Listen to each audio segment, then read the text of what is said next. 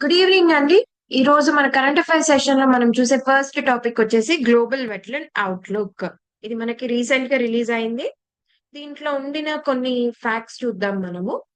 మనకి మొత్తం మీద వెట్లాండ్స్ గ్లోబల్ గా మనకి వెట్లాండ్స్ ఎన్ని ఉన్నాయి? అరౌండ్ 1425 ఉన్నాయి అన్నమాట. ఇది 1800 మిలియన్ హెక్టేర్స్ ని కవర్ చేస్తుంది. అంటే ఎంత అంటే ఎర్త్ సర్ఫేస్ పైన అరౌండ్ 6%. ఎర్త్ సర్ఫేస్ పైన అరౌండ్ 6% మనకి వెట్లాండ్సే ఉన్నాయన్నమాట. 1970 నుంచి తీసుకుంటే మనకి 22% ఆఫ్ గ్లోబల్ వెట్లాండ్స్ అనేవి తగ్గిపోవడం జరిగింది. ఎందుకు అంటే కొన్ని రీజన్స్ వల్ల, లైక్ అర్బనైజేషన్ అవుతుంది, ఇండస్ట్రియలైజేషన్ అవుతుంది, ఇన్ఫ్రాస్ట్రక్చర్ డెవలప్మెంట్ అనేది జరుగుతుంది. ఇలాంటి రీజన్స్ వల్ల ఏమవుతుందంటే వెట్లాండ్స్ అనేవి తగ్గిపోతూ ఉన్నాయన్నమాట. అట్లనే రీజనల్ థ్రెట్స్ కూడా ఉన్నాయి. లైక్ యూరోప్ వచ్చేసి ఏమవుతుంది అంటే డ్రాట్ వల్ల, అలానే నార్త్ అమెరికా అండ్ ఓషనియా వచ్చేసి ఇన్వేసివ్ స్పీషీస్ వల్ల.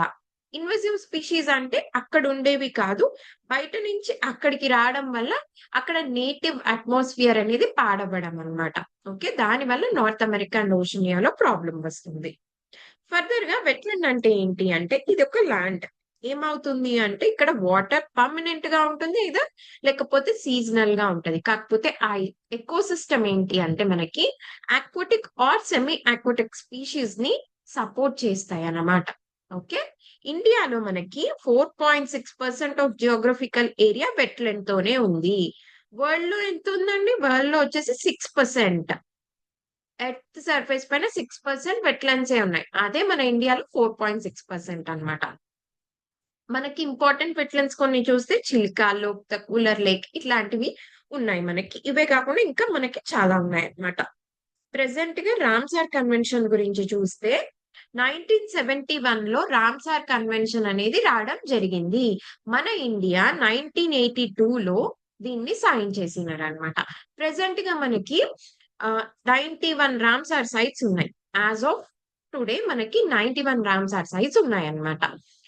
రీసెంట్ గా వచ్చేసి కిచెన్ పలోడిలోను, మెనార్ ఉదయ్‌పూర్ లోను ఉండేవి 2 కూడా యాడ్ చేసినారు. ఈ 2 కూడా రాజస్థాన్ నుంచే ఎన్వైరన్మెంట్ డే సందర్భంగా అంటే జూన్ 5న ఇవి యాడ్ చేయడం జరిగిందన్నమాట. ఓకే, మాంట్రిక్స్ రికార్డ్ అనేది కూడా రామ్సార్ సైట్ కన్వెన్షన్ ప్రకారంగానే ఒక రికార్డ్ ఇది. ఇదేంటి అంటే ఏవైతే వెట్లాండ్స్ థ్రెట్ థ్రెట్ ఫేస్ చేస్తూ ఉంటాయో అవి మనకి మాంట్రిక్స్ రికార్డ్ లో వేయడం జరుగుతుందన్నమాట. మన దగ్గర నుంచి కెలడియో నేషనల్ పార్క్ రాజస్థాన్‌ది, లోక్తక్ లేక్ మణిపూర్ ఈ 2 ఉన్నాయి. అంటే చాలా ఎకలాజికల్ ఇంబాలెన్స్ అవుతుంది ఇక్కడ, థ్రెట్ ఫేస్ చేస్తుంది అని ఈ 2ని మన కాంట్రాక్ట్స్ రికార్డ్‌లో వేయడం జరిగిందన్నమాట. ఫర్దర్‌గా ఇండియాలో వెట్లాండ్స్ గురించి మనం చూస్తే మనకి మొత్తంగా ఎన్నున్నాయనుకున్నాం? 91. ఎన్ని చూసాం మనం? ఆల్రెడీ చూసాము. 91 ఉన్నాయి మనకి. ఓకేనా? ఫస్ట్ అంటే 1981లో కదా మనం సైన్ చేసింది. అప్పుడు డెసిగ్నేట్ చేసినవి ఏంటి అంటే చిలికా లేక్ ఒడిస్సాలోది, కెలడియో నేషనల్ పార్క్ రాజస్థాన్‌దన్నమాట. ఓకే. హైయెస్ట్ ఏ స్టేట్‌లో ఉన్నాయి అంటే తమిళనాడులో హైయెస్ట్ ఉన్నాయి. Highest number of Ramsar sites ఎక్కడున్నాయి? తమిళనాడులో ఉన్నాయి. రీసెంట్ ఎడిషన్స్ మనం ఇందాకనే చూసాము. దాంతో పాటు లాస్ట్ ఇయర్ మనకి ఐ మీన్ ఫెబ్ 2 రోజు మళ్ళీ మనకి 4 రామ్సార్ సైట్స్ అనేవి కూడా యాడ్ చేయడం జరిగింది. ఈ ఫెబ్ 2 ఏంటి అంటే వెట్లాండ్ డే అన్నమాట. ఈ టైంలోనే మనం రామ్సార్ కన్వెన్షన్ ఫెబ్ 2 1971లో దీన్ని మనం సైన్ చేయడం జరిగింది కాబట్టి అందుకనే ఫెబ్ 2ని వెట్లాండ్ డే అంటారన్నమాట. అప్పుడు మనకి 4 సైట్స్ యాడ్ చేయడం జరిగింది. మొన్న మనకి ఎన్వైరన్మెంట్ డే రోజు 2 న్యూ సైట్స్ యాడ్ చేయడం జరిగింది. దాంతో మొత్తం మీద మనకి 91 అయినాయన్నమాట. ఓకేనా? మన ఏరియా ఎంత అని చెప్పాను? 4.6% ఆఫ్ జియోగ్రాఫికల్ ఏరియా వెట్లాండ్స్ తోనే ఉంది. మనకి దీన్ని చూసే అథారిటీ ఎవరు? ఇండియా తరపు నుంచి ministry of environment, forest and climate change అన్నమాట. ఓకే. ఫర్దర్‌గా మనకి దీనిపైన ఒక చిన్న క్వెషన్ ఇచ్చున్నాం చూడండి. ఏంటి అంటే రేణుకా వెట్లాండ్ హిమాచల్ ప్రదేశ్‌లో ఉంది. అండ్ ఇండియాలో స్మాలెస్ట్ రామ్సార్ సైట్ అంటున్నారు. అవును, ఇది కరెక్ట్ అన్నమాట. ఓకే, రేణుకా వెట్లాండ్ హిమాచల్ ప్రదేశ్‌లో ఉంది. ఇండియాలో smallest Ramsar site. Vembanad lake ఇది లార్జెస్ట్ వెట్‌లైన్ ఇన్ ఇండియా అంటున్నారు. అవును. Vembanad lake largest wetland in India అన్నమాట. ఆంధ్రప్రదేశ్‌లో, తెలంగాణలో ఒక్క వెట్‌లైన్ సైట్ కూడా లేదు అంటున్నారు. కాదండి. ఆంధ్రప్రదేశ్‌లో ఒక వెట్‌లైన్ సైట్ ఉంది మనకు ఆల్రెడీ. సో, ఇక్కడ only 1 and 2 statements are correct అన్నమాట. మనకి వెట్‌లైన్స్ పైన ఆల్రెడీ ఒక క్వెషన్ వచ్చింది యూపీఎస్సీలో. ఓకే. దాన్నొక్కసారి చూద్దాము. హొకేరా పంజాబ్‌లో ఉంది అంటున్నారు. కాదు. హొకేరా జమ్మూ అండ్ కాశ్మీర్‌లో ఉందన్నమాట. రేణుక హిమాచల్ ప్రదేశ్‌లో ఉందంటున్నారు. కరెక్ట్. రేణుక హిమాచల్ ప్రదేశ్‌లోనే ఉంది. నెక్స్ట్ రుద్రసాగర్ లేక్ త్రిపురలో ఉందంటున్నారు. కరెక్ట్. రుద్రసాగర్ లేక్ త్రిపురలోనే ఉందన్నమాట. షష్టంకొట్ట తమిళనాడులో ఉందంటున్నారు. కాదండి. ఇది కేరళలో ఉందన్నమాట. షష్టంకొట్ట ఎక్కడుంది? కేరళలో ఉంది. సో, ఫస్ట్‌ది, లాస్ట్‌ది తప్పు. రేణుక కరెక్ట్. రుద్రసాగర్ కరెక్ట్. దీంట్లో 2 పెయిర్స్ కరెక్ట్ అన్నమాట. ఓకే. ఇది మన ఈరోజు ఫస్ట్ టాపిక్. సెకండ్ టాపిక్ చూసుకుంటే ఏంటి అంటే పాట్రియాట్ మిస్సిల్. ఈ మిసైల్ ఏంటి అంటే మనకి రీసెంట్‌గా డొనాల్డ్ ట్రంప్ మనకి యూఎస్ నుంచి యుక్రెయిన్‌కి ఈ మిసైల్‌ని పంపిస్తా అని చెప్తున్నారన్నమాట. దీన్ని ఎవరు డెవలప్ చేశారు అంటే రేథియాన్ టెక్నాలజీ కార్పొరేషన్ వాళ్ళు చేశారు. ఇది ఏ ఆల్టిట్యూడ్‌లో అయినా, ఏ వెదర్‌లో అయినా సర్ఫేస్ టు ఎయిర్ మిసైల్ అంటే గ్రౌండ్ నుంచి ఎయిర్‌కి కొట్టే మిసైల్ అన్నమాట. ఓకేనా? ఇది స్టార్టింగ్‌లో ఓన్లీ ఎయిర్ క్రాఫ్ట్స్‌ని కౌంటర్ జేయడానికి మాత్రమే డిజైన్ చేయబడింది. తర్వాత దీన్ని అన్ని టైప్స్ ఆఫ్ మిసైల్స్‌కి తయారు చేయడం జరిగిందనమాట. సో, యూఎస్ ఆర్మీలో ఉన్న most advanced air defence system ఏది అంటే పాట్రియాట్ మిసైల్. ఫర్దర్‌గా దీని ఫీచర్స్ చూసుకుంటే మనకి ఏంటి అంటే, ఈ ఇయర్ మనకి మిసైల్స్ అవసరం అవుతాయి కాబట్టి, ఈ మిసైల్ దేనిది అని అయితే ఖచ్చితంగా గుర్తుపెట్టుకోండి. ఓకే. ఫర్దర్‌గా ఇదేంటి అంటే మిడ్ కోర్స్‌లో ఇది కరెక్షన్స్ అనేది చేసుకోగలదన్నమాట. ఓకే. అంటే వదిలేసిన తర్వాత కూడా మిడ్ కోర్స్‌లో ఇది కరెక్షన్స్ ఏమన్నా ఈ పాత్ వేరియేషన్ చేసుకోవాలి అన్నా కూడా ఇది చూసుకోగలదు. ఓకే. అంతే కాకుండా ఇది 24 కిలోమీటర్స్ వరకు కూడా పైన అట్మాస్ఫియర్‌లో వెళ్ళగలదన్నమాట. ఆల్టిట్యూడ్ వైస్‌గా పైన 24 కిలోమీటర్స్ వరకు కూడా ఎళ్ళగలదిది. అండ్ నెక్స్ట్ దీన్ని ఫస్ట్ ఎక్కడ వాడడం జరిగింది అంటే 1991 గల్ఫ్ వార్‌లో వాడడం జరిగిందన్నమాట. ఓకేనా? దీని రేడార్ వచ్చేసి మనకి 150 కిలోమీటర్స్. దీని రేడార్ ఎంత? 150 కిలోమీటర్స్. స్ట్రైక్ డిస్టెన్స్ వచ్చేసి 160 కిలోమీటర్స్. దాని వెర్షన్‌ని బట్టి ఇది వేరీ అవుతూ ఉంటుంది. ఓకే. ఒకసారి ఈ ఫీచర్స్ అనేది జస్ట్ ఒక గ్లాన్స్ ఇవ్వండి. బట్ మీకు పేట్రియాట్ మిసైల్ అనంగానే ఎవరిది అంటే యూఎస్ఏది. Air defence system. Advance air defence system అన్నమాట. నెక్స్ట్ గంగైకొండ చోళపురం. గంగైకొండ చోళపురం ఎందుకుంది న్యూస్‌లో అంటే పీఎం నరేంద్ర మోడీ గారు మనకి తొందరలోనే రాజేంద్ర చోళ కమెమరేటివ్ అనేది ఇష్యూ చేయబోతున్నారు. ఎప్పుడు అంటే జులై 27న అన్నమాట. ఇప్పుడు జులై 27న రిలీజ్ చేయబోతున్నారు. ఎందుకు అంటే గంగైకొండ చోళపురం అనే ఈ ప్లేస్‌ని కన్‌స్ట్రక్ట్ చేసి 1000 ఇయర్స్ అవుతుంది. ఎన్ని ఇయర్స్? 1000 ఇయర్స్ అవుతుంది. దీన్ని ఎవరు చేసినారు అంటే రాజేంద్ర చోళ 1. ఎవరు చేసినారు? రాజేంద్ర చోళ 1.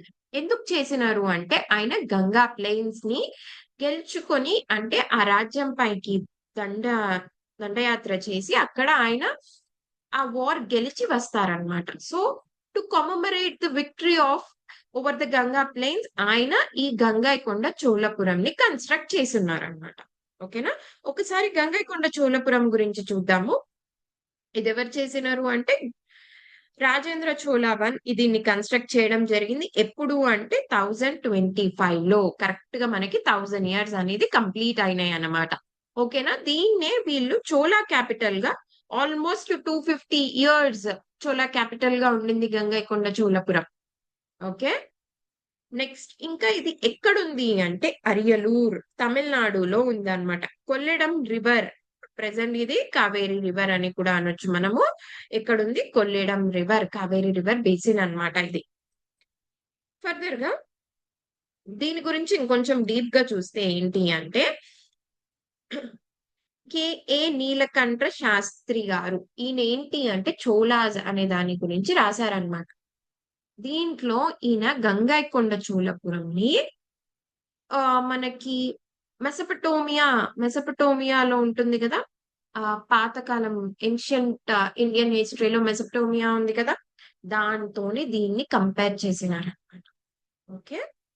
అంటే ప్రెజెంట్‌గా ఇరాన్ ప్లేస్‌లోకొస్తుంది. దాంతోని దీన్ని కంపేర్ చేశారు. అంత అడ్వాన్స్ ఉంది అని చెప్పేసి.